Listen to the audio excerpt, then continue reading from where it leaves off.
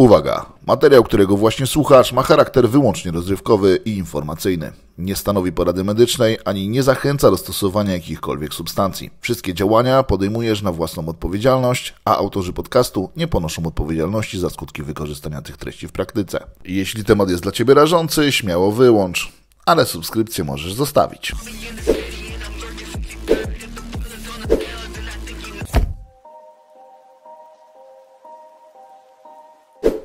So hello everyone and welcome in another English One podcast. Today's guest is one that was requested quite a lot of times, to be honest, in a forum, in my DMs and stuff like that. So Dominic Kuza is finally with us. Hello, sir. How are you? Thank you. Thank you for having me. I'm glad we finally got it all scheduled and we were able to figure it out.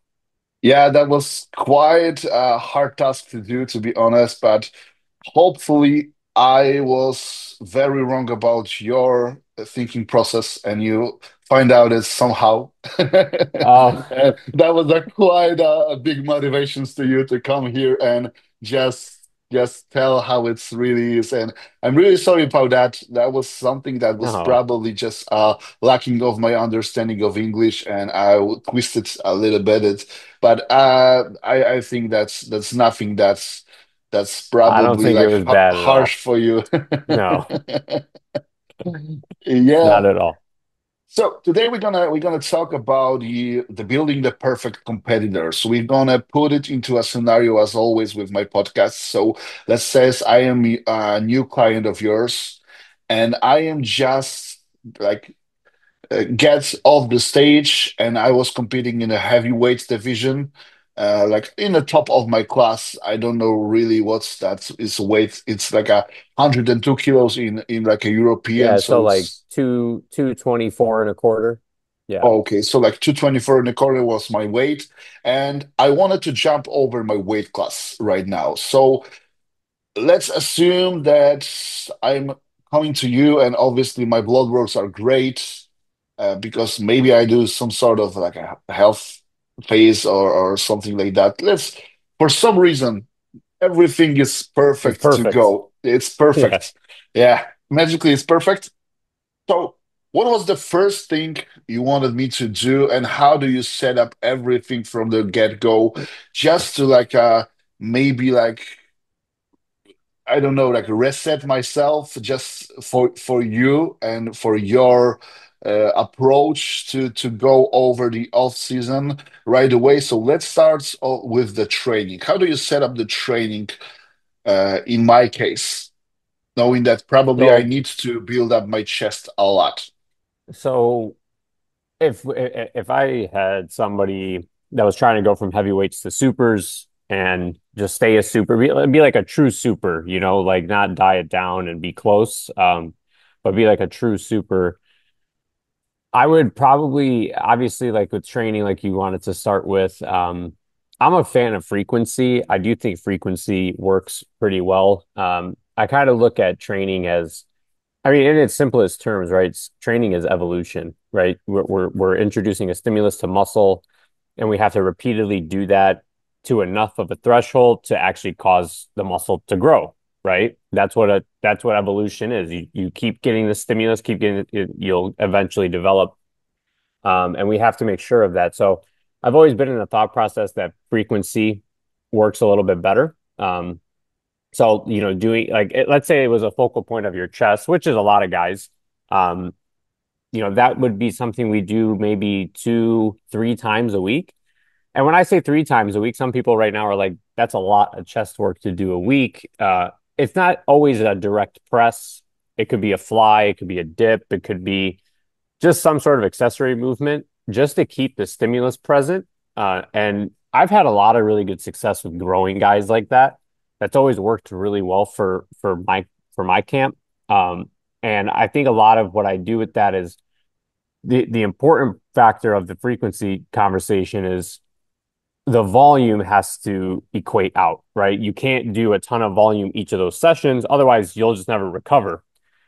It's volume based that you have to make sure that it's in control and it's not over the top, because if it is, you're never going to recover. You're never really going to develop the tissue. But if we control the volume, we're able to do more frequency. I do think and believe that that is a really good way for guys to grow lagging parts. I'm on the side of like closest to failure as possible as far as intensity goes. I think there's a time and place for RIR, RPE training. But most of the time, I'm telling athletes to train to either like mechanical failure, right? They're one rep shy of like really failing and the form going terribly. But that's how I usually instruct people to train. And when I'm assessing video, I always pay attention to rep speed of the last rep relative to the other reps, right? So if you're submitting a video to me and you're pressing at a speed, right? And you're pressing, and then you stop, I know you're nowhere near close to failure because this is supposed to slow down as you get closer to failure, right? So for everybody listening, if you send your videos to a coach, watch them before you send them because you need to pay attention to the last rep and look at the speed at which you did the rep at. And that's a good indicator of like if you're actually training to failure because in the moment, it might feel like it's failure. But when you watch the video back, how many times have you watched a video back and you're like, man, I could have done two more, three more, probably. So that's another thing I pay a lot of attention to. And to be honest with you, I'm a big fan of like upper lower splits for guys still.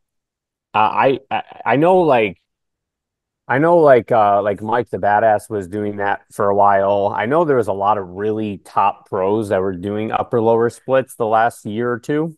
But some of my best competitors do upper lower splits. And I think at the end of the day, like a lot of people have a lot of tissue to put on still. And I think some people treat themselves with too much specificity. And the problem with that is just you're not at the point where you need to do that, right? You're not the Derek Lunsfords of the world yet. And they need specificity, right? But for a majority of people, I think, they can afford to grow everything still. I mean, if you were heavy coming into becoming a super, I would probably put you on something like that with maybe a little more chest emphasis, a little bit more arm emphasis, but the frequency would be really similar. Yeah. Yeah, that was actually the question of mine that was coming next because it says that the frequency, but I wanted to ask right away, how do you assess if my like technique is proper? Because like those people who's like the volume says if you're doing something shitty, but more often that's probably not going to yield into a better results. So that was the first thing, but you are actually like says that you need to see actually how I'm doing how I perform the reps. So I probably need to send you over all of my exercise, especially those pressing movement, flight movements, and stuff like that, to assess if I really even like set up myself properly to a certain lifts, and also if I really engage my chest and muscles that I'm targeting properly, because actually the muscle should initiate the lifts, not the other way around, because we are seeing it a lot of the times with our athletes that they are probably doing the lift and at the end they are squeezing their chests.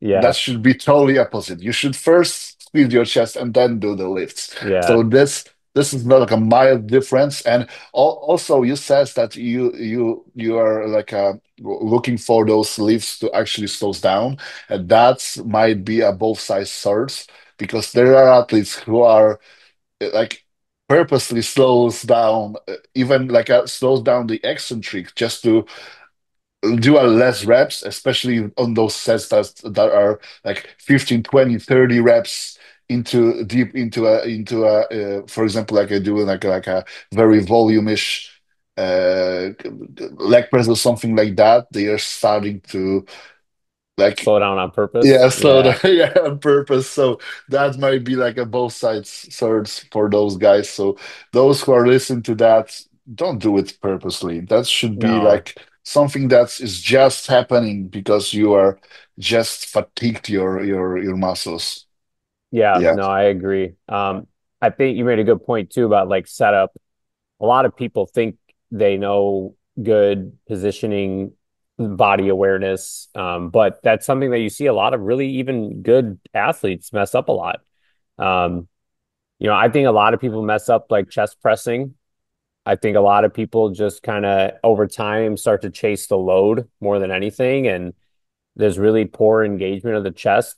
I took a lot of guys from like a dumbbell chest press or even like a Smith chest press, and I actually put them on like a upright bench in a cable tower, and I make them press like that now.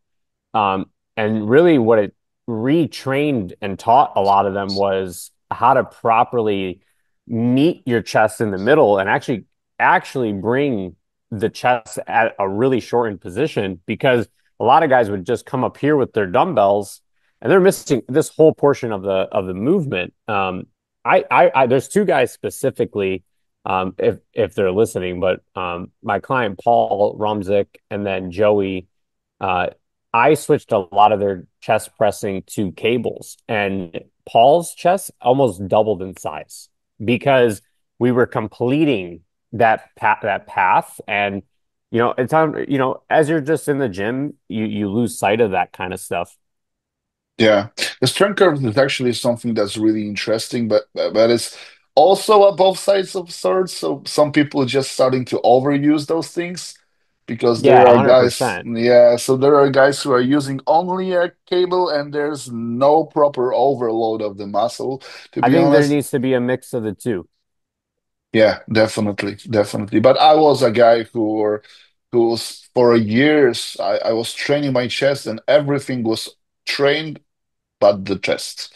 So there was pump in every muscle in my body, even calves starting to pumping, but the chest was just not at all. So that was a case of mine, definitely. So when it comes to the off-season diet, how will you like to have your guys throughout the whole off season? Just remember that we are trying to make me super heavyweight. So do you allow me to go overboard, for example, like doing like old-fashioned bulking or something like that, or do you think that is actually not supposed to have a place almost never? Um, so I'm a fan of obviously like have some liberty to cheat and enjoy some food, especially in an off season. But like I'm comfortable with like a once a week cheat meal. Sometimes I'll tell people this too, like once a week you can cheat. Two of those weeks, make your cheat at home, make something homemade, and two of the cheats go out and eat it. That way, it's a little bit more controlled because we can control some of the stuff that restaurants can't. Um, that's something I do, and then I'm actually a big fan of escalating fats a lot in off seasons. I've just noticed like with that and not having to push carbs as high. And when I say that, I mean, take this heavy, converting over to becoming a super, a lot of guys will eat 800, 900 grams of carbs a day. And then, by the end of that push, their gut is pretty messed up. Just because that's a lot of food to be in the intestines all the time. Um, when you're eating that much food on gear, right? Stomach acidity is not the best. So you're not properly preparing things to get into the intestines to start actually getting absorbed. And that's also how bacteria feeds a lot too, is just on these carbs, these nat, these fermentable carbs that a lot of people are eating. So I kind of shifted away, and it was actually something Jansen taught me. He would I would look at some of like, he would help us like in the beginning when we first got hired over there, and he would show me like some of what these guys were eating, and I'm like, man, they eat a lot of fat, and they eat like 500 carb, 600 carb, but they eat a lot of fat. So I started to adopt that into my own coaching more, and people grew better. People's stomachs were a lot tighter all throughout the off season. I didn't have to do because one thing I would normally have to do is some sort of like GI phase after an off season because of how much food we were pushing, and I was noticing I was having to do that a lot less. So I'm actually a big fan of pushing the fats up a lot, which would include things like I like beef a lot. I use a lot of beef. So it would almost be like almost every meal beef. And then, we could put in some oils because oils are, non-fermentable food. So it's easy. It's low volume, good calories. I'll put in things like butter, like grass-fed butter. Um, I use them, but I don't use a ton of them, like nut butters, like the almond butter, the peanut butter. I'm a big fan of whole eggs. Honestly, I think there's nothing more nutritious than a whole egg. Like a whole egg and some beef. I think that's a extremely nutritious meal. And you can tell the people who eat really nutritiously and in bulk and the ones who don't, like the ones who are just really reliant on fast, quick meals and stuff like that.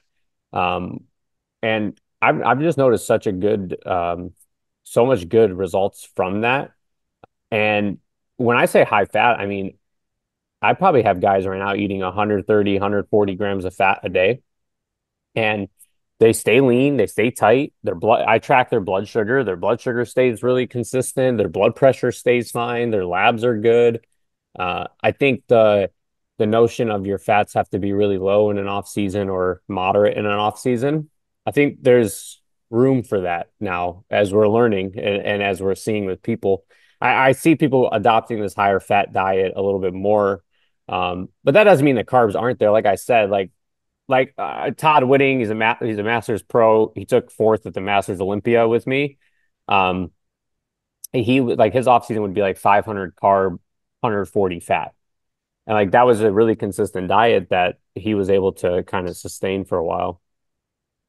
I'm not really sure if I'm asked my question properly because I was referring to more like a how lean you like me to stay during the off Oh, season, how, yeah. and No, no, yeah, you're good. so I mean, so I could tie it's that into what I just talked about. yeah, because I Yeah. am actually going to ask you about the macronutrients Yeah. later, but I just want to assess how lean you like me to stay because I like some lines. yeah, I okay. like lines. I don't like sloppiness. I like to keep, you know, so every athlete's going to be different. So I'll look at where, if I've prepped you before, or if you just finished competing and you hired me, I'm going to look at your stage pictures and or I might even ask you, hey, can you send me pictures like 10 weeks out? I want to see what the fattest body part was on you. And that's where I'm going to pay a lot of attention to make sure that we keep some lines in that specific space. Because that's also important for like skin tightness the next time we prep, right? We don't want that to then stretch back out. Skin needs time for its elasticity to come back. So every time we stretch it out, put it in, stretch it out, pull it in. There's a reason why people have saggy skin a lot of the time, and it's because they don't give their body enough time to actually keep it tighter, right? So I like to keep lines in the fattest body part. I just had this conversation with an athlete yesterday. He's in the middle of his like off season. He's probably like 30 pounds up from stage, and he still has ab lines. He still has like a faint, 4 6 pack. And his lower back still has a little bit of lines, but those are the two fattest body parts on him. So for me, I messaged him and after seeing his pictures, I said, "This is the softest I want you to get." And this is where we'll stop pushing your food and we'll focus more on your drugs, or we'll focus, if we need to push more body weight, we'll focus more on your drugs, your training, etc. And then if we need to do a cleanup, I might throw in some extra cardio, extra steps at first. And most of the time that's enough to keep it controlled. But I'm a fan of keeping lines. I don't like to get dirty, sloppy. I do think if you're really new, like a really new bodybuilder, I think you do need to go through a dirty like phase and get pretty fat. We all had to do it to really gain a lot of tissue in the beginning. But I think as you become more seasoned, you don't need to do that every time. Yeah, funny that I have a consultation like yesterday or today, even don't remember. And I actually spoke with a guy who wanted to stay really, really lean during the off season, and he was actually like a beginner. And I was telling him exactly the same thing. That you probably need to put a little bit on you just because of the cushion that makes you lift a little bit more weight, and probably you just don't want to left anything on the table because it's better to gain a little bit more fat at the beginning and then stay a little bit maybe longer for your cutting phase, like a first time, then maybe shorten the time when you're cutting, but build less. For example, you could build like a 10, 15 pounds, but you build only 3 or 5 just because you stay so freaking lean that you don't allow yourself to build as much muscle as you can. So there's definitely a really great spot to use at the beginning for Yeah. that because later on you're not gonna be able to do the same. Definitely No. not. So you says that you like to, for example, for some of your guys, keep the like a moderate carbs, like they put 500 carbs, 130, 140 grams of fats. But let's assess how do you really counting the macros because there are like coaches who are counting the macros only like a specific. For example, Oh. the carbs is only like the rice is carbs. They are not counting the fats from the oats, the fats from the breads and stuff like that. And also the protein is only a meat, maybe like your whey protein or your fishes and stuff like that, but they're not counting anything from the pastas and stuff like that. How do you count your macros? I count everything. So I'll count the fat from the meat, even chicken. I'll count the fat from the chicken. Like I'll count all of that stuff. I do that just because it's best for consistency. I think I think what that can cause later on and make it a little bit more problematic is if you're trying to diet that person from that point, it's a little tricky as you get deeper in the diet because you don't have a good grasp on the true macro intake, because you were assessing, a nut butter as just fat, right? But there's a decent amount of carb, there's a little bit of protein. So I personally count everything. Okay, okay. So how much protein do you like to keep with your guys for kilos if you can or pounds of body Yeah, weight? so here I'll tell you, let's see. I do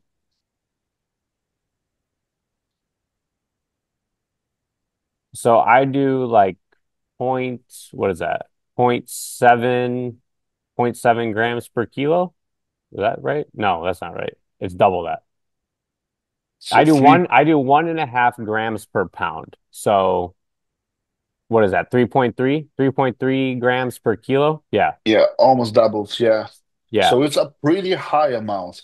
Yeah, coming from the Jensen camp, I should assume that because Matt was someone who's keeping their protein really, really high. Maybe not really high because really high is maybe those like Dante Trudel is really high. Yeah, yeah. Some of those guys are, 4 grams per kilo, 4.5 grams per kilo. I usually work people up to like one or to what I say, 3.3 grams per kilo. Um, Okay. I work that up slowly. So usually it's like 2.2 grams per kilo, and then we'll slowly kind of build it up over time. I usually will bring in more protein as if hunger starts to get really bad. Then I'll add a little bit of protein at a time, and I'll do stuff like that. But like for example, I told you I count everything. So like if I put them a intra shake with 20 grams of EAAs, I'm counting 20 grams of EAAs. So that's some of the stuff that I'll consider during that as well. And then I like doing that because then you have a lot of room to play with when you start dieting. That's an important thing to have because deeper in the diet, if we kept this, this 3.3 grams per kilo consistent, and then later on in the diet, I might be able to shift some of that protein to carbs later on, where now your protein needs aren't that high anymore because you've lost, 10 kilos. Yeah, and I think that not many guys realize that they are actually doing something similar because most of the guys are counting only the direct sources. So they are assuming that they are on like a 2.5 grams per kilo, but they are No, actually, they're not. They're on higher. yeah, especially if you are using like 1,000 grams of carbs a day or something like that, you probably have like a 80 to 100 grams of protein from that itself, especially if you're using something like pastas Yeah, or the pasta is a big oats. one. Yeah, and oats also have a pretty Yes. a huge amount of protein as well. So they're probably a lot, they're eating probably a lot more protein than they are thinking they are. So yeah, definitely. And they've also not counting EAAs probably at all. And some of those guys are just like drinking it just like a flavoring water in Yeah. between the meals. So that's probably like additional of 100 grams of protein a day easily. So yeah, there's definitely that. So when it comes to your fat, you says that you like it to keep it pretty high. May probably it depends on how the people tolerated it. So Yeah. that's personal dependent, obviously. But how high you like to keep the carbs? Just in relative, because there's probably gonna depends on how many calories the guy eats. But do you have So guys I on would say higher carbs? to like a comfort level, right? So where we're not, at the obviously in the off season, distension at the end of the day is normal, right? You're going to have a more bloated belly, but to the point where I want to make sure the person is comfortable and they're able to perform, right? Because you and I have both been there where we've had an off season where we pushed food really high to where our training started to suffer because of Yeah. how full we felt or how, you know what I mean? So that's the main thing that I really pay attention to. And I really think at the end of the day, like training performance has to be one of the most important things that we're focused on. So I'll feed carbs as needed for that aspect of things. I'm not a big fan of intra carbs in an off season. I don't think that if you obviously I come from a big world of academia, right? So if you look at what intra carbs are truly designed for, it's to keep glucose and glycogen storages consistent. The problem with weight resistance training, hypertrophy training is your heart rate's not high enough consistently to truly demand the need for 75 grams of carbs while you're training. Yeah. Um, if you take some insulin pre-workout, then I would say, okay, now it makes more sense to have some of that. But most people, the average person is not doing that. So I think if you're in the off season eating 600 grams of carbs a day, you don't have to worry about your glycogen storages being so flat that you need intra carbs. But that's how I've approached carbs always. It was based on a comfort level and blood sugars too, just making sure their blood sugars are consistent. Yeah, at that point, I'm pretty sure you're reading my mind because I've never asked anyone about the intra carbs, and that was something that was just rising my head, and you basically answer it right away. So I'm pretty convinced that you are reading the people minds right now. So probably that's why you are in the place you are right now. That's something to Yeah. consider for those people who are sitting around you. Yeah, Right. the intra carb conversation is interesting, right? Like I can see the case for it and I can also see the case against it. But that's like the one thing that a lot of these guys, like a lot of people in bodybuilding, a lot of people in just sports science in general, or sports coaching, they they want to sound scientific, right? And the one thing that like a true scientist does is you're not married to one dogma, right? You can see both. You should always be able to see both ends, right? So I can see the argument for it. I can see the argument against it. My personal preference is against it. The only time I think it's really needed is if you're using insulin around the training window, or somebody is, having some hypo episodes during training, where it might be like reactive hypo, or their performance is really starting to dip, and you think that it could be just like carb availability during the training.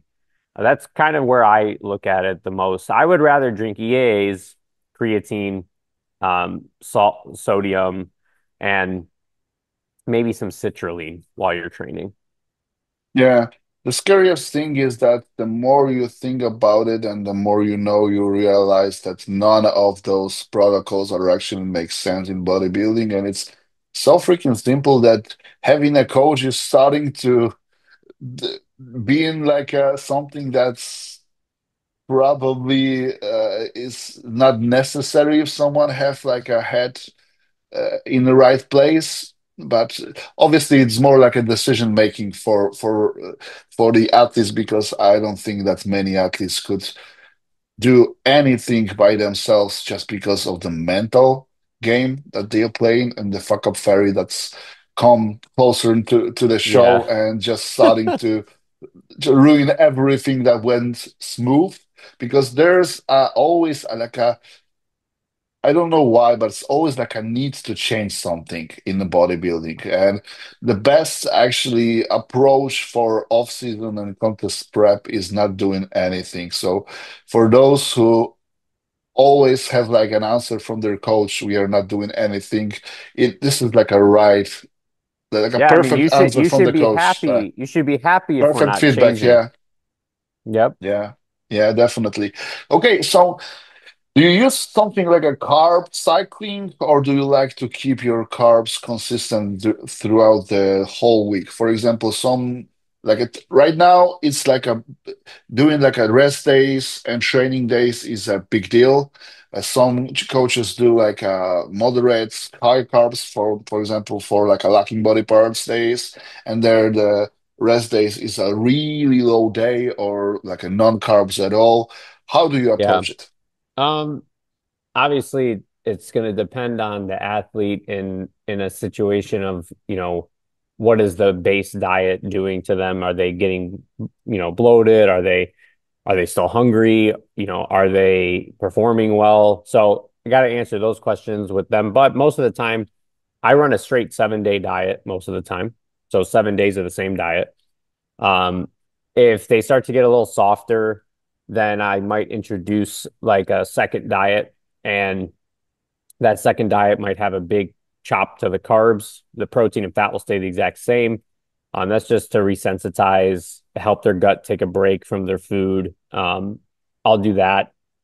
Rarely do I do a training rest day diet. Again, my thought process is the day you're resting is the day you're growing. So why would I purposely want to pull food back on that day aggressively? I've seen some rest day diets that, let's say somebody's eating 4,000 calories. I've seen rest day diets where they're on like 2,000 calories. And I'm like, that doesn't make any sense to me. Like, my rationale is that's the day you're growing. So I want to make sure you're fed on a day like that. Now, you could argue that, the day before was enough food and there's carryover and overlap. For sure, you could argue that too. But I've always done like 7 days straight, um, or like a two diet setup where I might cut the carbs in half if like your sugar is getting too high. We might try that first.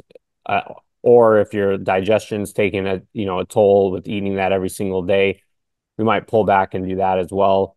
So I do those two approaches. I don't do the training rest day a whole lot, but most of the time I'll just introduce like a second diet where I'll pull carbs back. But that's situational if they have stomach issues or if their blood sugars are starting to climb too much. Okay. So what are the like the biggest mistake diet wise that athletes can make in the off season in your opinion? Like something that you're not maybe struggling a lot with your clients or you just seeing it a lot with maybe not your clients but other people that they are still doing. I mean like in a athletes Like an athlete situation. around. Yeah, Yeah. because like a normal people are always gonna screw something, but athletes should know what should do and so and they are still making Um, mistakes. Honestly, man, it might sound silly, but like one mistake I see athletes do all the time is just like not drink enough water in the off season. It's like water is a non-existing thing all of a sudden, and they don't want to drink water during the off season. So many times I'll have people check in, and I have a question: did you complete your water for the week? And most of the time it's no. And I'm like, how do you not just drink a couple liters of water a day? Like I don't understand that. Um, Yeah. that's a big one.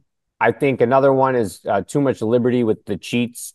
Like they just, they always have that excuse of I'm in the off season, it's fine. I'm in the off season, it's fine. And that adds up over time, right? Um, I think another big one is like steps and cardio.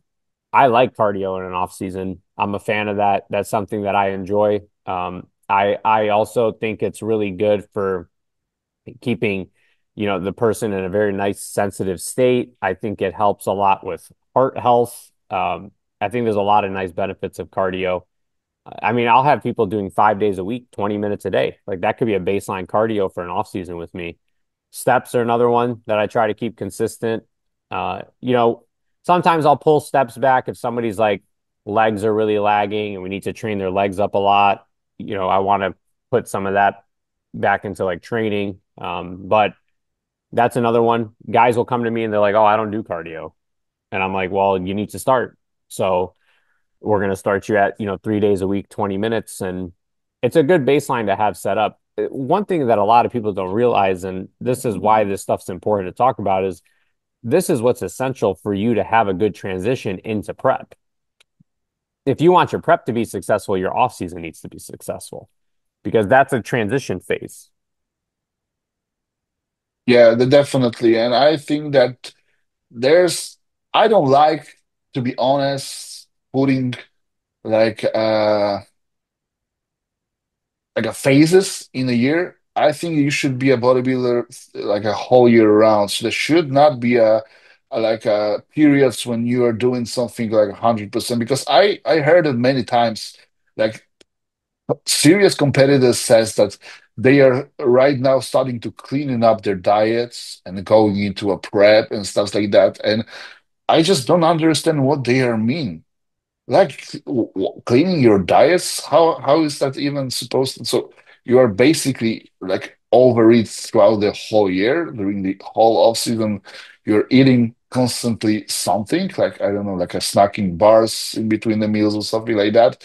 That's like a basic basic rule that you should not do that. Like it's the basic rule of being a healthy person. Do not eat in between the meals just because your blood sugar is supposed to drop in between the meals. That's how you keep your insulin sensitivity for the off season, especially if you're Yeah. doing something like a GH.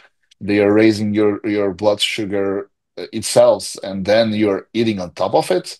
That's like the dumbest thing you can do. Like basically, I don't get it. So this is something that's mind-boggling for me. But uh, yeah, this is how it is. So. Yeah. You already answered the cheat meal question, and actually you answered the cardio in the off-season question. So I'm not going to ask you that right now, but I am going to ask you about the mini cuts because mini cuts is something huge right now. Like 5, 10 years ago, no one even hear the word mini cuts, and right now they are using. Some guys even using it every 4 weeks, like 4 weeks bulking and then 2 weeks mini cuts or something like that. How do you come around that mini cuts? Are you using it? And if so, for what purposes? Um, I use it, but I really only use it if like the off season or like a growth push with drugs or something. If it got away from us and maybe you got too soft, that would be a case where I might say, "Hey, I'm gonna pull your food down pretty hard, and you're gonna do this for like 5, 6 weeks. And the goal is to clean you up here. I'll keep you on like a sports TRT, like so, like over baseline TRT doses, and keep you on that. But we'll go from this sloppy off season into this sports TRT mini cut into a health phase kind of portion of things. But I really only do that if somebody got pretty sloppy, um, because I think it's hard to go from the really sloppy, inconsistent off season right into a prep. I think doing that, going into a little mini cut, then a long maintenance period, then you can maybe prep or do another push, right? Maybe you have another growth phase you want to do. That's how I use the mini cut. I think 4 weeks, 2 weeks is kind of senseless.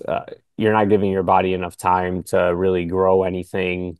Another thing you have to be kind of cautious of with these mini cuts too is some people get really aggressive with them at the end of an off season. you're going to diet off a lot of that baby. I call it baby tissue, right? It hasn't had time to really mature yet. Um, and that's something that people I think don't really think about, and they go right into it. And then what ends up happening is you start to see kind of a loss of some of that little bit of, extra tissue that you put on. Great. Yeah, I think those two weeks, even like a 10 days mini cuts, make sense if someone just losing their appetite and just needs to something to just maybe Like reset. re-stimulate. Yeah, Yeah, yeah, yeah, yeah.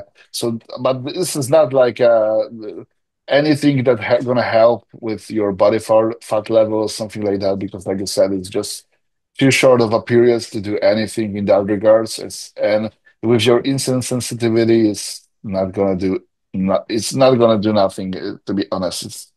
It's yeah. Okay, so when it comes to you fine with talking about the PDS? yeah, yeah. Statystyki podpowiadadą mi, że duża część osób oglądających ten kanał wciąż go nie subskrybuje.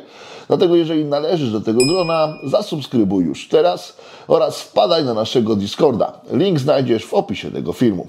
Zapraszam Cię również do wspierania ruchu Zapierdalać Trzeba poprzez zakupywanie merchu oraz szerowanie, udostępnianie i lajkowanie. Wielkie dzięki i wracamy do materiału. Yeah, okay. So what is the like a PEDs in the off season? What are the best compounds for building mass in your opinion, or something that you are like a first line of use, like a first choice of yours when it comes to like let's Yeah. says that I am reacting on everything perfectly just to be in some sort of scenario, because there obviously gonna be a like a personal Yeah, this dependence. situation Yeah. stuff, yeah. Um, so test is king. I think test is king. I don't know why we got away from tests being the focal point for a while, for a little bit, but I've always been a fan of higher test cycles. Usually I try to push people up to their threshold of aromatization first. So, you and I, that might be different. I might aromatize fine at 750 a week. You might aromatize a lot at 750 a week. I don't know. I work with the athlete to try to find that point. And then from finding that point, yeah. Can I assess what do you mean by aromatizing fine? You mean So but like I that might at 750 a week, I might not have any estrogen issues, but ooh, but but you might, right? I don't know. Like when I was bodybuilding competitively and I was on drugs a lot, I could take 600 tests a week, no AI, no primo, no nothing, and I'd be fine. But for some people, that's gyno right away, right? So I try to find where that point is for each person, and then that's where I try to keep their test at. Um, and then from that point on, we might look at like a primo or an EQ even, um, and then maybe an AI. But the way I like to do it is kind of work the test up to this point, and then I like using primo. I like using mast. I like using MPP. Um, and honestly, I like EQ. I like Anadrol. I like Anavar. But like if I had to structure something for the sake of this hypothetical, it would probably be something like, a high test base, and then I would probably use some primo, and then I would bring in NPP. And then depending on how the person responded to the MPP, because of MPP's ability to interact with progesterone receptors, it can increase the sensitivity to estrogen, right? So your estradiol you might be fine at 60. You might not feel anything at 60, but when you put the MPP in, now 60 might start to feel like something. I like to use Masteron to combat that a little bit to just help compete against the receptors. And then from there, I'll use orals in an off season if uh, if we can use them in a very controlled setting, lower doses. And when I say lower doses, I mean 20 milligrams of Anavar before your leg day, 3 days a week. Like that's how I would use an oral, right? It's not a 50 milligrams every single day for 8 weeks, right? because I think one thing a lot of people mess up with the oral conversation when it comes to drugs in the off season is they're just under the assumption that it's like a daily, it's a 50, 100 milligram dose every single day. Oral PEDs were designed for training, right? They were designed for sport initially. Obviously, there's medicinal uses too, right?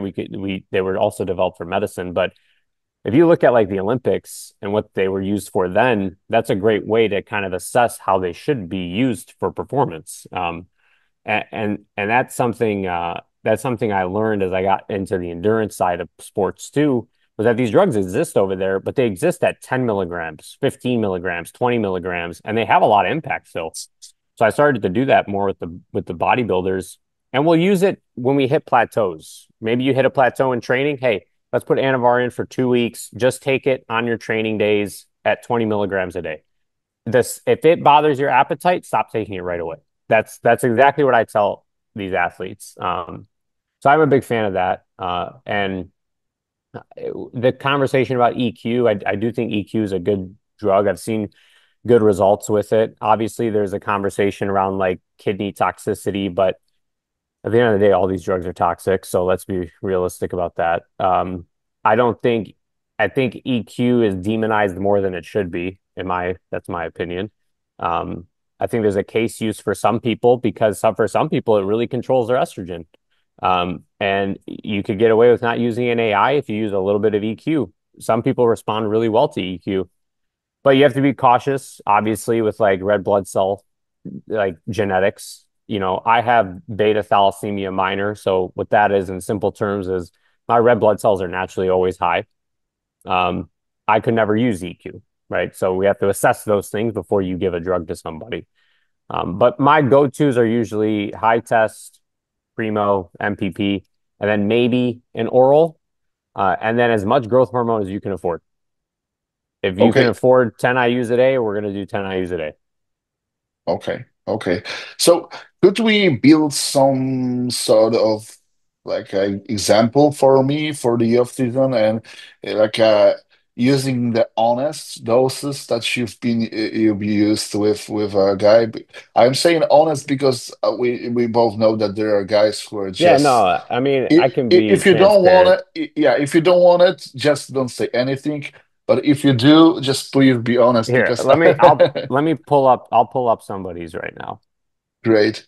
Yeah, because I just wanted to like assess that because there are both camps. There are people who are thinking that guys are doing a way more than they are doing, and there are guys who are saying shits like 200 tests, No, that's not 400 real. Those guys are primal. lying. No, yeah. So that's why I'm saying honest because there are not. I'm for certain know that it's not gonna be as high as people think, but they're not going to be as low because we are talking about a super heavyweight guy. So Yeah. for those guys, they're not going to be the same like for the guys who are hundreds, 90 or 200 pounds, because I am probably going to be I 260 mean, to 80 at yeah, the end of my off season. here's a guy that I had he was at the peak of his offseason, he was like 302, 302 pounds. So this was his cycle. It was 750 tests. I'm reading it right from my sheet. 750 tests, 500 primo, 400 mast, 300 MPP. Then we did 8 IUs of GH a day. That was spread out throughout the day. And then we did 600 milligrams injectable carnitine. We did injectable glutathione, 200 milligrams, and then that was it. And then I think we used some insulin too. I'd have to look at his diet, but because I don't put the insulin on that, I put it with the meals. Yeah. But that was a 300-pound guy. I got a men's physique guy right now here, 600 tests, 500 mass, 150 MPP, 25 Anavar on training days only, 0.25 milligrams of Arimidex 2 times a week. And then he's on 6 IUs of growth hormone. And then he's on some R-type insulin. Yeah, so for like super heavyweight guys, it's gonna be around something between 2 to 3 grams tops, like in peak off Yeah, season. I'd say like 1.8 to like 2.5, somewhere around there. Yeah. I haven't, Okay. I will, obviously I'm being honest, but I haven't had somebody at like 3 grams of gear in a long time. Me Um, neither, I think. yeah, I've been under that for sure for a while, but yeah, I mean, dude, some of the best cycles I've had with some people were like 750 tests, 400 MPP, and that was it. And they grew like a weed. I think some people just throw too many drugs in the mix too, and then you're just like almost creating some toxicity issues. And I've noticed one thing too with less drug choices in a season, they were able to sustain their off seasons longer. The push was able to be sustained longer. But I also learned a lot from Broderick. And with like Broderick, he's a big fan of using multiple different drugs at lower doses so that you get the impact of all these different drugs and what they do. So again, I can see both ends of it. But like from an experience side of things, 2, 3 compounds, some good growth hormone, and some insulin, I think you can get a lot of really good results from that. Yeah. You always been like that because you're starting with a mat, so probably you have like a better better way of start than most of the coaches. Because I remember that I wasn't always like that. I have a guys on much higher gear because I was like prepared like that from the get-go. I remember Yeah, that I on one point I was taking like 900 mix of tren and stuff like that I mean, and weighing. I've done it Yeah. all. Like personally, I've done the high cycles. Then I got into this like low exposure thing. I'm like, oh, let me try it. Let's see. And then everyone looked terrible. And then and then I kind of found a happy medium Yeah. of it all. The happy medium is something that you have to probably see on yourself just because I was back then, if someone told me the cycle you've just told me, I would say, nah, that's bullshit.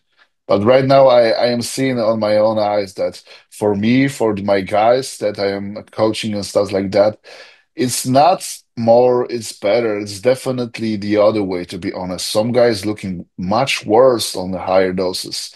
And Yeah, yeah. I don't remember I've used more than 300 mix of trend with anyone for a long period of time. Most of the guys using like 70 to 210 mix weekly. That's Yeah. tops.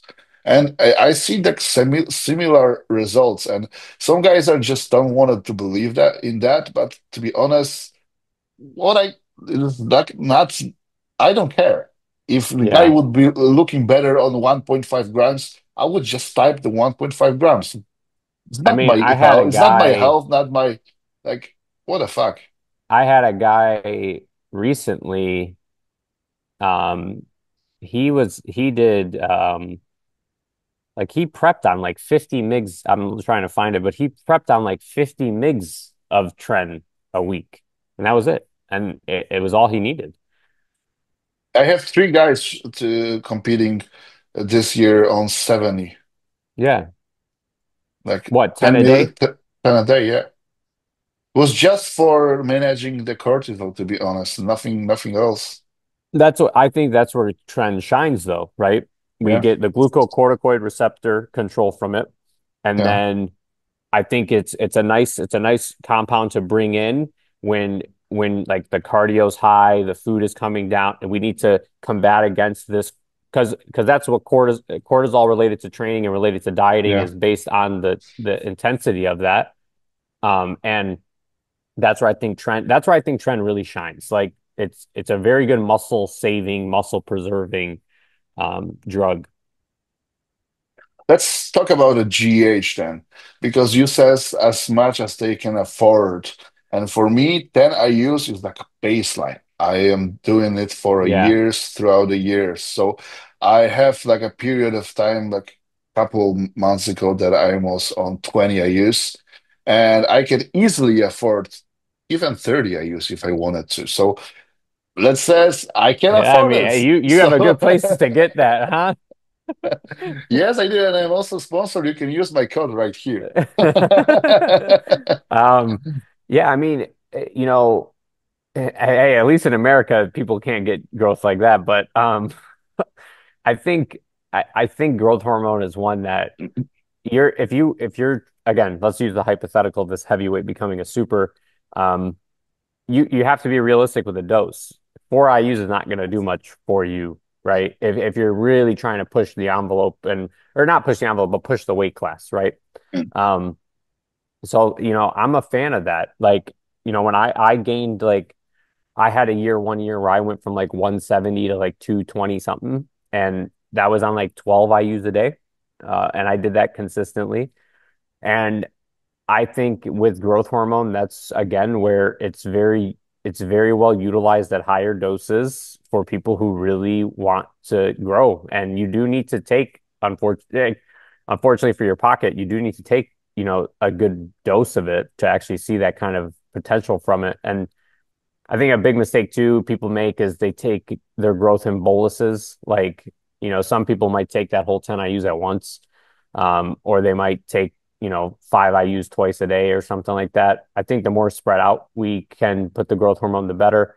We also have to think about like receptor sensitization with growth hormone. One thing that I was taught by a guy who's really knowledgeable in like the peptide space.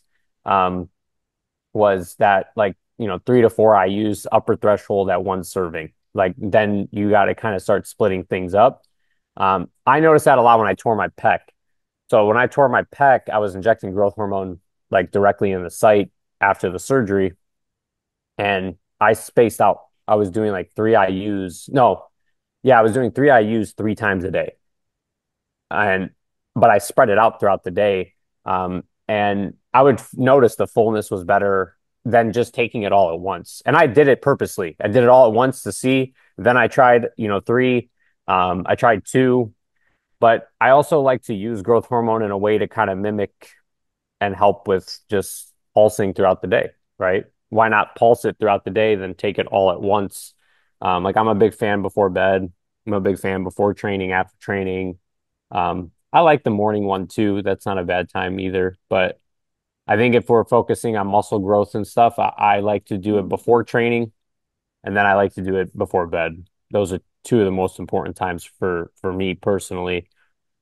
Because a lot of people injected sub Q, they don't realize how long it's taking to actually get, metabolized and absorbed properly. I mean, it's like a 3 to 4 hour process by the time if you're injecting sub Q. One thing that I've had people do in the past was like inject growth hormone directly into the tissue that they were training that day. IM. Yeah, the GH is a tricky one to be honest because none of the science are actually supporting what you just said. To be honest, from what I know, because I'm looking for on the labs very frequently, and they are saying that probably the best way to like use the GH is hold those at night, just because Yeah, they're no, I've you're seen that too. yeah, but other than that, even using a couple times, even using one dose in the morning is gonna raise like your uh, glucose for the day and probably might have a bigger impact on your NYC. So there's that, but there. I don't really get the mimic the you says that you wanted to mimic Or like the so impulse like if like we look at from I this, understand go the ahead. men's are actually pulsing growth hormone only at night. The women's are actually pulsing throughout the day. So So yeah, so like you'll see people where they'll say like, oh, post training, your growth hormone spikes. People will say things like that. You also have to look at what growth hormone is doing, right? And again, my rationale, my logic behind that is growth hormone's a liberating hormone, right? It releases fatty acids, it releases sugar. Um, if we're in a growth phase, I actually would then think, wouldn't we want this liberating hormone to kind of be spread out throughout the day rather than just be all at once? And that's where I've done it both ways, and I've found little bit better results with spreading things out rather than taking it all at once.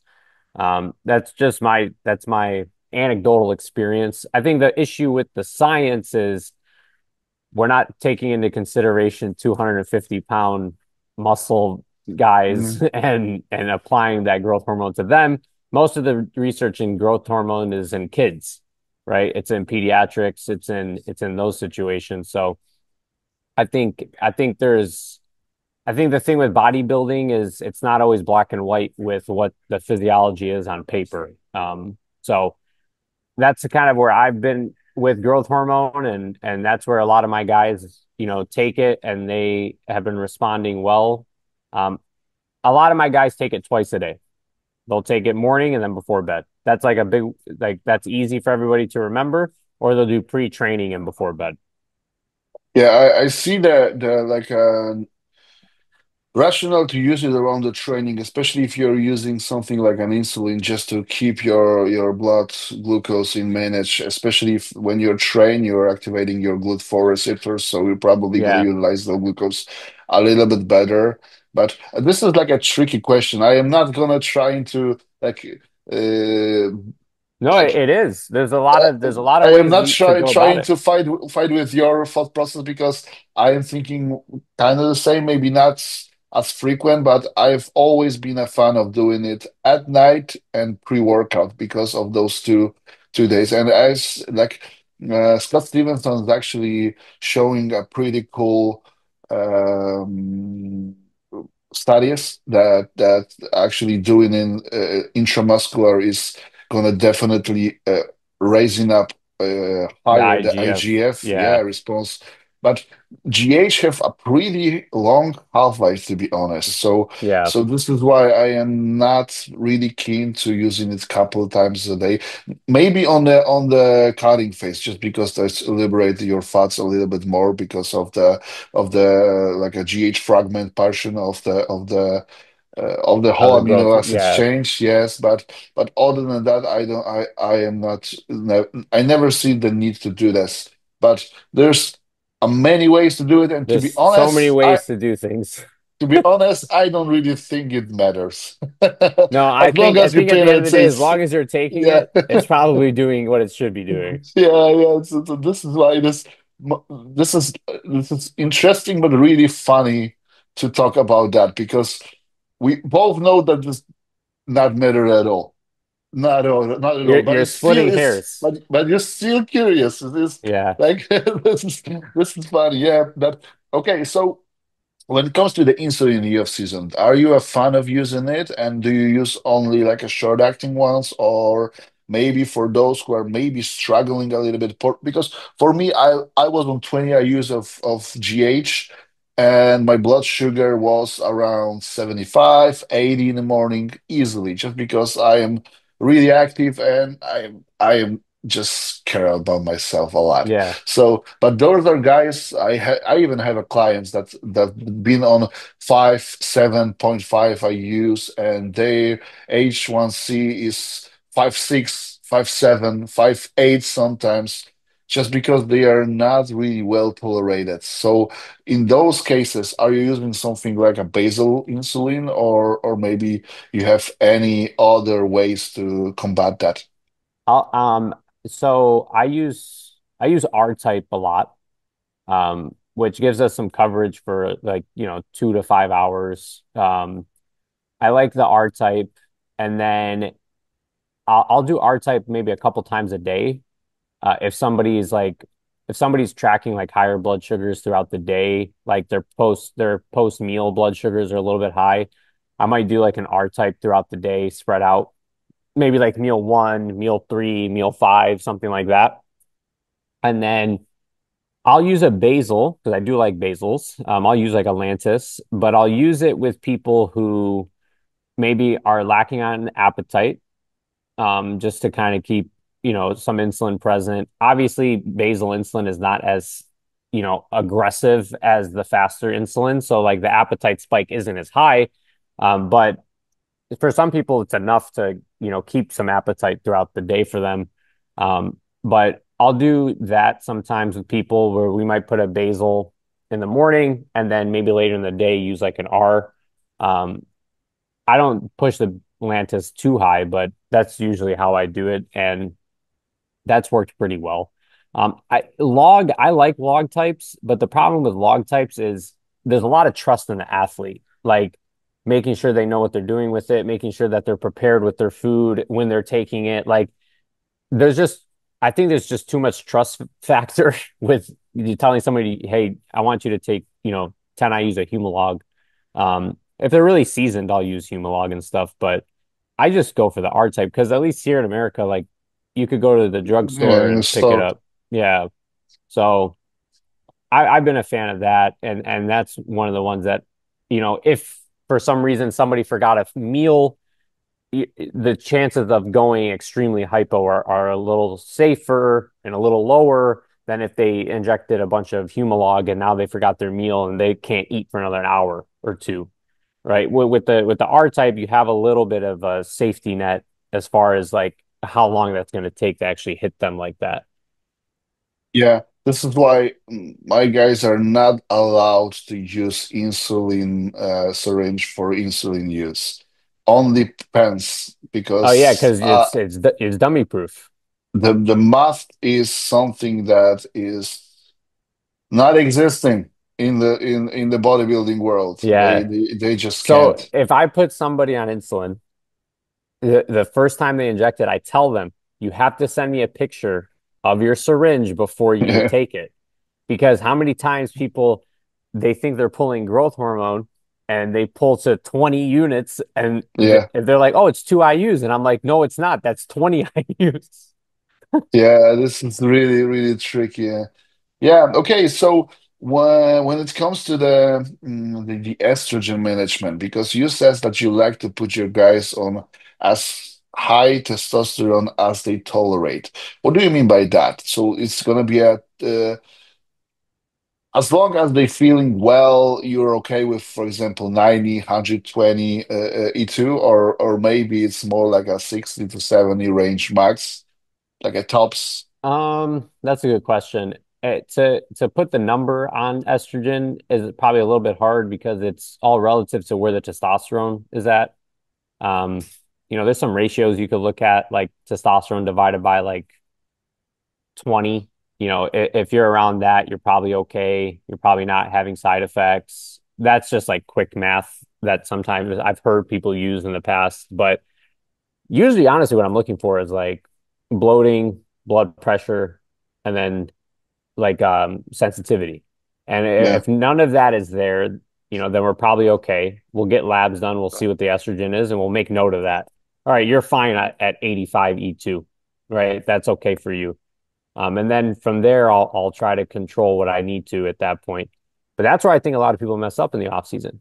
I think they control their estrogen too much in the off season. That's why a lot of guys don't Mm. grow.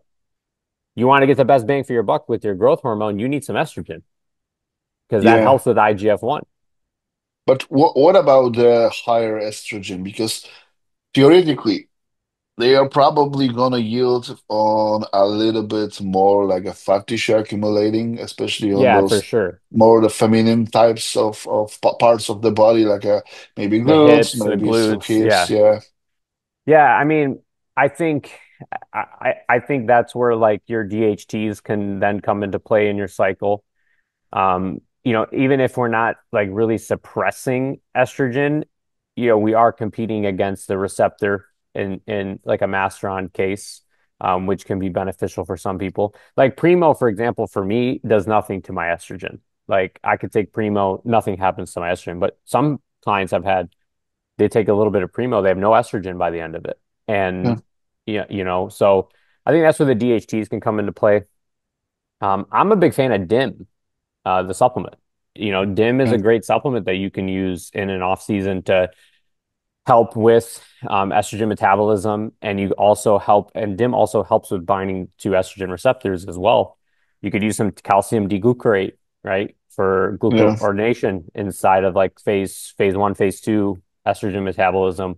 Those are good supplements, and a lot of people forget about them because they You can think they're also only for use a girls. fiber. Yeah, you could use fiber. Yeah, because those there are guys who are struggling with like a regularity. and they are not really understand that there is gonna be like a reverse type of like absorption of the estrogen from the testes, like Yeah. in testes. So Yeah. there's also that, and also like the saturation of the aromatase, both for the estrogen and the 5 alpha reductase, because there's a point that you're no longer gonna aromatase. So there's also, and it's also like especially with those guys who are using a couple compounds, it's really hard to assess because there's not a lot of labs that do an ultra sensitivity Yeah. If you checking. like, if you're using trend, Yeah. for example, um, Even like a Bolden on and like a EQ and some stuffs like even Primable and Master on my Interact. I saw that. yeah. Yeah. Another thing to talk about, like you look in the off season with these gut problems some guys have, you know, bacteria inside the gut creates an enzyme called beta glucuronidase, and beta glucuronidase is what separates the estrogen metabolites from their conjugations and allows those estrogen metabolites to be reabsorbed into the bloodstream in the intestines. And that's exactly what you were talking about. If you're not Yeah. regularly using the restroom, that's where estrogen problems can arise that people never even thought about. I also Another thing to also pay attention to is just your overall adrenal health, because cortisol can influence aromatization rates in people as well. Um, and like you don't have to go get a complex test done, but if you're having 500 milligrams of caffeine every single day and your sleep is terrible and all these things, like you don't have good adrenal health. I could tell you that right now without looking at any tests, right? Yeah. There's habitual things that people need to fix that are probably influencing the way these drugs work with them. Especially that many of those guys have sleep apnea that's not cured. The sleep Yeah. apnea thing, I could talk for 2 hours on. We can do like a separate video because there's a lot of guys who still not understanding that, and also there are some guys who have it and just don't want to use the mask because I've seen a lot of guys who just telling that there struggles to sleep with the mask and stuff like that, and you have to just used to it, and after the while you're gonna be sleeping like a baby. For example, me right now, I'm still using the mask and probably don't have to anymore, but it's so freaking easy to go to sleep with that Yeah. because it's just regulating your natural like a breathing rhythm. All right, we're going to talk about sleep apnea for a second because Should it? sleep apnea, the problem with sleep apnea is that a lot of people think it's only an issue if you're really big. It's not. It can be an issue at any point of bodybuilding. I have a girl client, a figure competitor who is muscular, but she's not like crazy muscular, who has sleep apnea.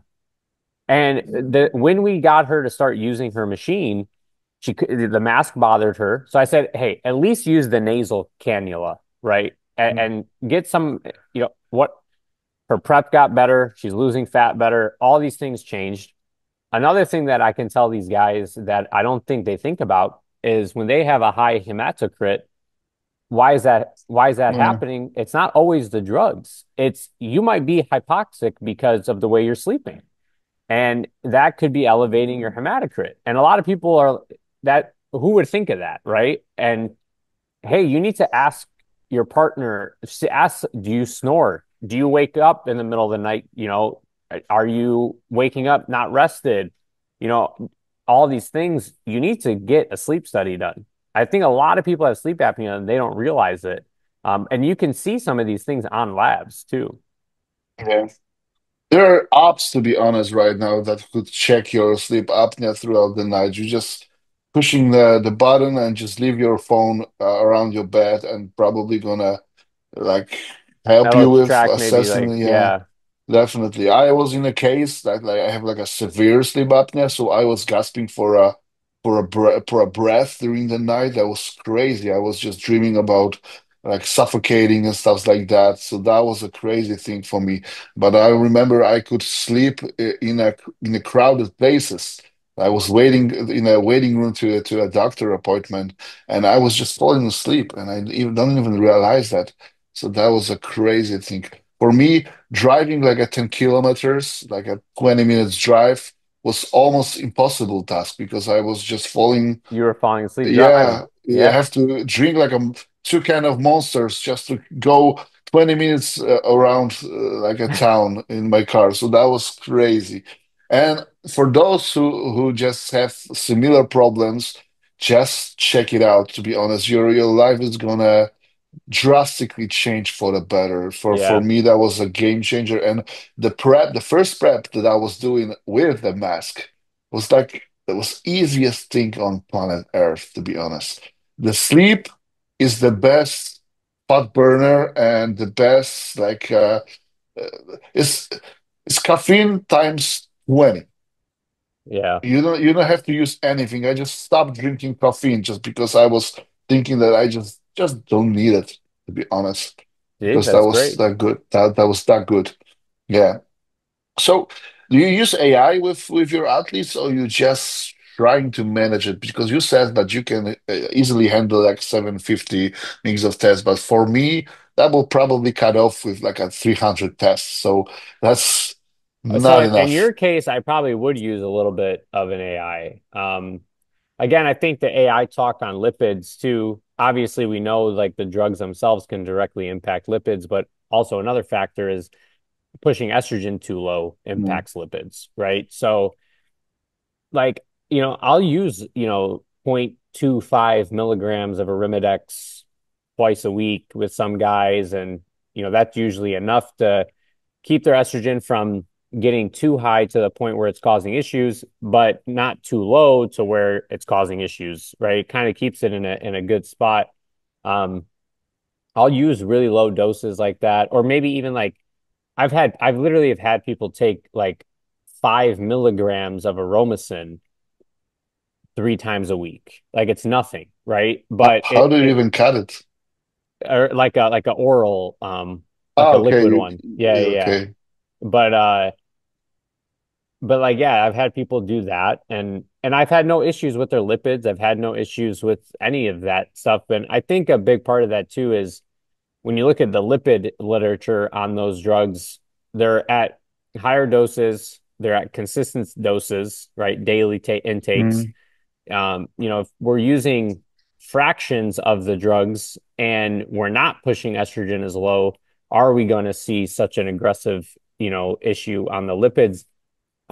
Most of the time I don't see it because I use very, very little, and it's just enough to help keep the estrogen controlled. And I don't know. I rather do that than keep pushing another drug for the sake of, that's kind of where Yeah. it's a toss up. Like, why is it okay to take 1.5 grams of Masteron for your estrogen, but it's not okay to take 0.25 milligrams of Arimidex? Yeah. Yeah. Why is it okay to do one of those and not the other? They're both drugs. And the funniest thing is that those guys who are really scary about the lipids, doing the AI, they are really fine with using orals. Yeah, And there's probably nothing worse than orals when it comes to your lipids. So yeah, so that's the funniest thing that I've always like scratching my head off because that's make no sense, bro. Why you are doing this? Yeah, you're yeah, just making your life miserable just because you have to check it like a million of times is if those Primo or Mastodon really do something for you and stuff like that. And there's a overlapping with the testing and stuff like that. That's just too much work to do. yeah. So when it comes to the managing blood pressure, are you doing something in advance just to keep it like a preventing ways, or are you just doing like a maybe some sort of meds or herbs or like I don't know even Usually a what. lot of kidney supplements. We'll do kidney supplements, astragalus, right? Beetroot. We'll do things like that as kind of a baseline. And then at that point, I've used telmisartan with people in the past. I've had people take that, just every day. But the problem with that too is that it started to get hard for people to get, like at least here in America, it wasn't as Mm. available. So I started to wean away from doing that. And then also, I don't know, but like take the way I look at it too is like if we can control some of these things with supplements in the beginning, why not just do the supplements instead of Mm. another medication? So that's kind of where I do things, and then hydration is huge, and then just making sure electrolytes are really stable. That's another big thing a lot of people mess up is electrolyte stability. And do you use do you track your HR and do you use something like a beta blockers or something like that just to prevent for the left ventricular hypertrophy or something like that? No, no, I don't use beta blockers with people. I'll use like ACE inhibitors sometimes. I'll use ARBs. I won't I The only time I really ever give somebody a beta blocker is if they're like extremely nervous before a stage. I might give them a beta blocker to like stop them from shaking while they're posing. But other than that, no, I don't really do that. But I track their blood pressure 3, 4 days a week. I try to keep a note of that. I don't really use HR data too much because I do think some things like if you look at the HRV situations, we need to assess the cardio capabilities of the person too, and bodybuilders just don't do enough cardio um, to really get to really see the big benefits of like tracking an HRV. Okay. So the last question for the off season, and yeah, this is gonna be the last question for today, actually. Because you are coming from as we can see on your hat, like a raw and I don't know if Revive is also your like so both brands. So I wanted to ask you about your staples of supplements when it comes to like a year-round usage. Obviously, that's gonna be something like omega-3 and like those Yeah, basics, but there are also probably something that maybe not many people realize that could be beneficial. And I'm thinking about something that's like for general use, not something like specific, because obviously if someone has like a problems with something, you're probably yeah. gonna address that. But for like a general staple, let's says that I am coming to you and you give me like a everything is fine, but you have to do like a blanket of the like a Yeah, like list of the the like if you supplements. I yeah, yeah, like my base supplements that everybody starts with. yeah. Yeah, so that's gonna be omegas. It's gonna be magnesium. It's going to be some sort of liver formulation, some sort of kidney formulation, and then I usually will put in some antioxidant form. So maybe like an apigenin, maybe uh, like a CoQ10, ubiquinone, something like that. And then I'm a big fan of curcumin. I like curcumin a lot, turmeric, and that's another baseline. And then I do like utilizing glycine and inositol before bed, just to improve sleep. Now, you might hear the liver kidney thing and be like, why would that be a base supplement? And dude, we train a lot. You break down a lot of tissue, you break down a lot of Mm, muscle. People don't realize that there's a lot of muscular metabolism involved every single day, whether you're on PEDs or not. Those are important factors. I mean, I at Raw now we work with a lot of endurance people, and I've helped some of our endurance athletes with their labs. These people aren't on drugs, and yes. their kidney function, their liver function, it's always compromised. And it's just because of how much they train and how much muscle breakdown they have on a daily Yeah. basis. Just check your CK levels after the training, and you're probably gonna send it straight into a hospital with for your physician. CK, LDH. And yeah, and also the like a liver markers. Like is there's not liver markers, but there's a transferase. Yeah. There's like a sign of actually aminos breaking down more than kidneys, not kidney, but like a liver health. But there are still people who are thinking that this is like like a liver related specifically. So yeah. Okay, so I think we are set because we are actually talking for 1.5 hours right now. So I'm gonna leave you free for now. But if you find a time in the future, I would really love to do the second parts, which gonna be like a transition into the contest prep, as well as like a whole the process of the picking and going out of the show, because this is like a topic that's really have to be addressed because a lot of athletes struggling with that. Yeah. So I would really love to talk about Yeah. that with you. I can definitely do it again. That was great. Great. So if anyone just stays with us to the end of the podcast, just check out the description box down below to see all the links for the DOMs, like basically school, because Yeah. I don't have the better word for that. It's just, this is like a proper school. It's like an